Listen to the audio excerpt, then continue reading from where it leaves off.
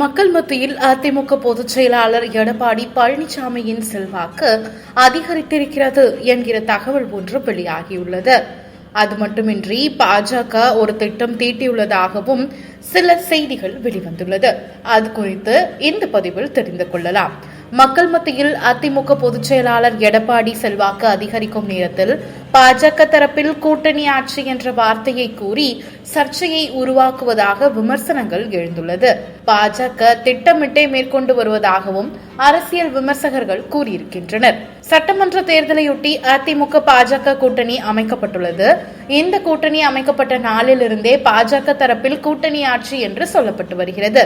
மத்திய உள்துறை அமைச்சர் அமித்ஷா தமிழ்நாட்டில் கூட்டணி ஆட்சி அமைக்கப்படும் என்று 3 முறை கூறிவிட்டார். ஆனால் எடப்பாடி பழனிசாமி தனி பெரும்பான்மையுடன் அதிமுக ஆட்சி அமைக்கும் என்று கூறி வருகிறார். இந்த நிலையில் அண்ணாமலை பேசுகையில் அமித்ஷா கூட்டணி ஆட்சி என்பதை தெளிவாக சொல்லிவிட்டார். அவர் சொன்னதை நான் எப்படி மாற்றி கூற முடியும்? அதிமுகவுக்கு மாற்று கருத்து இருந்தால் அமித்ஷாவிடம் பேசி முடிவெடுக்கலாம் என்று தெரிவித்துள்ளார். அண்ணாமலையின் வார்த்தையை மாற்றி கூறும் இடத்தில் உள்ள நயினார் நாகேந்திரனும் இப்பொழுது அமைதி காக்கிறார்.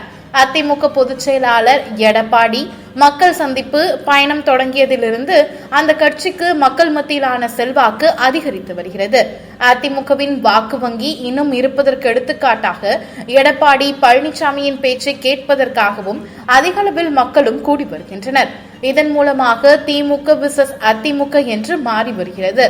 அதிமுகவின் பாரம்பரிய வாக்குகள் இன்னும் இருப்பதை எடப்பாடி பழனிசாமியின் சுற்றுப்பயணம் நிரூபித்ததோடு கொங்கு மண்டலத்திலும் அதிமுகவின் செல்வாக்கை யாராலும் அசைக்க முடியாது என்றும் அந்த கட்சியினர் கூறி வருகின்றனர்.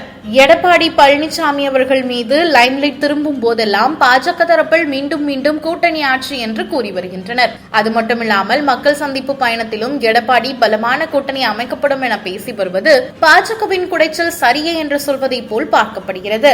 இவருடைய சுற்றுப்பயணம் கோவையில் தொடங்கிய போது இருந்த பாஜகவின் ஆதரவு அடுத்தடுத்த மாவட்டங்களில் தொடர்ச்சியாக குறைந்து வருகிறது.